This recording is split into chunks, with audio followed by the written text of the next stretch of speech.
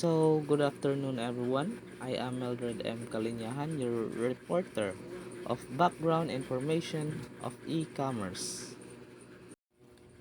As we face the new millennium, higher education introduced and adapted a lot of pervasive challenges to meet the current world trend. The organization, computer has been the major focus of the higher learning in all public and private schools. An integrated information and communication technology ICT in almost its entire course curriculum. So, in fact, even in preschool, on the early stage of learning, computer education has already been introduced. ICT have created new business opportunities and brought about major changes in the way people live, learn, think, work, and do business, and their relationship with others. So ICT has linked communities across the globe, broken down economics and cultural barriers, made possible the mobility of goods, and lead to the emergence of a borderless world of global village. Personal computers, cellular phones, internet, and pagers are some of the newest peep product of globalization. So these gadgets are the most excellent tools for rapid information and technology diffusion. Technology as product of science plays an important role in the current system education.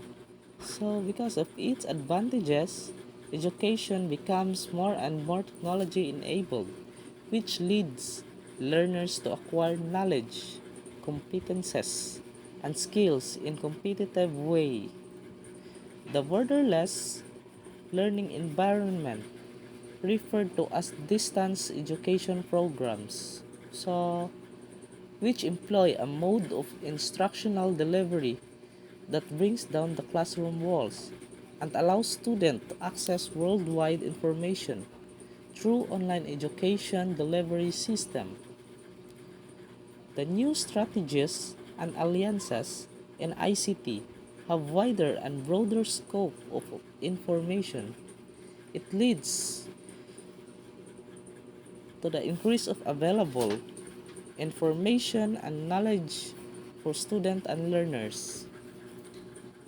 Teachers and instructors need not to display their skills and knowledge as required by the traditional and as long as the teacher is knowledgeable of the latest information and has skills in facilitating, so we can achieve quality education even if there are current technological changes in almost all aspects of life.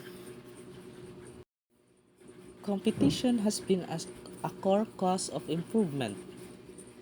Is through competition where new ideas, new designs, and new products are being introduced. In short, competition results to the development of everything that exists nowadays.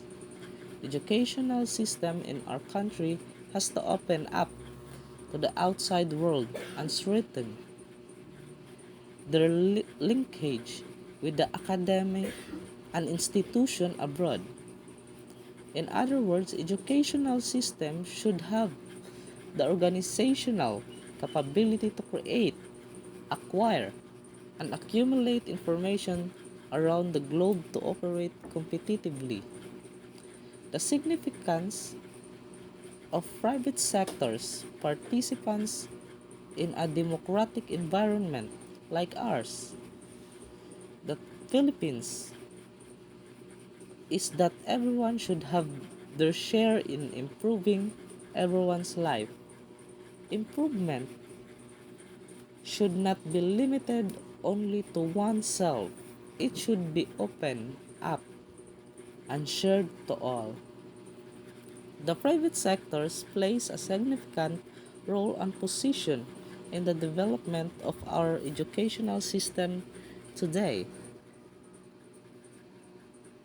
An individual as well as the institution cannot achieve any vision without the participation of private individuals or private sector, because at the end of the day they are the two that will meet and benefit from any progress that they have developed.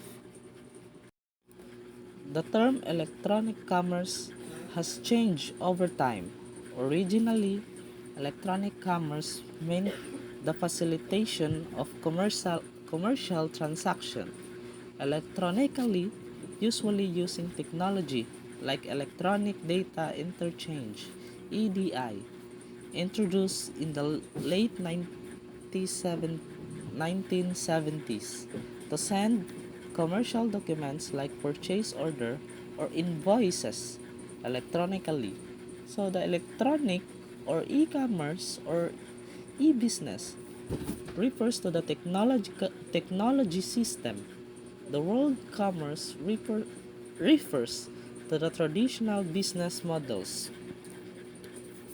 Later, it came to include activities more precisely termed web commerce, which refers to the purchase of goods and services over the World Wide Web via secure servers. HTTP, a special server protocol which encrypts confidential ordering data for customers' protection. With e-shopping carts and with electronic pay services like credit card payment authorization. When the web first became well known among the general public in 1994, many journalists and pundits forecast that e-commerce would soon become a major economic sector. However, it looks about 4 years for security protocol like HTTPs to become defin- definitely developed and widely deployed during the browser wars of this period. Subsequently, between 1998, development and initiatives in e-commerce worldwide and Asian are organized into four areas. Number one, the development or trend in transaction values. It was expected that the higher growth rates for Asia or Pacific, representing 86.5% compared to the world growth rates, which is 58.4% in the past years. These figures was patterned to the following: A. A US-centric geographic distribution of the transaction value, with the US accounting for almost three-fourths, 74% in 2000. This dominance, however, is expected to decline to less than half, 47% in 2004.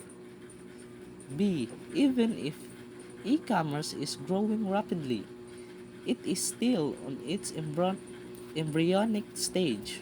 For example, in 1996 to 1997, it is only 33% of credit card purchases and 2% of direct purchases. By 2003 to 2005, it increases to 54% US credit card and direct sales of 42% and 15% total retail price.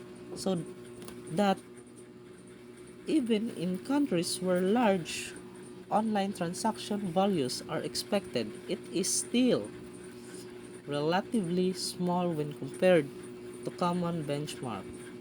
C. A substantial proportion of websites is not yet equipped with online payment system but only provided information of products which can be purchased using orders via telephone or fax on normal offer the counter transaction. Number 2, the development of infrastructure aspects. 2000 has identified three infrastructure system on which the growth of e-commerce depends. Only when these systems are dependable and safety will be conducting business electronically flourish. A. Communication infrastructure. So in examining the development in the communication infrastructure of e-commerce, it is useful to organize this from the sellers and buyers point of view. B. Payment infrastructure tour. Once consumer decide to buy, the next hurdle is whether payments can be made in an orderly, timely, and secured manner. C. Distribution and delivery infrastructure. Once the payment is cleared, the next concern is to see whether the goods are delivered fast and in a good shape. Number 3, the socio-economic, cultural, and legal environment.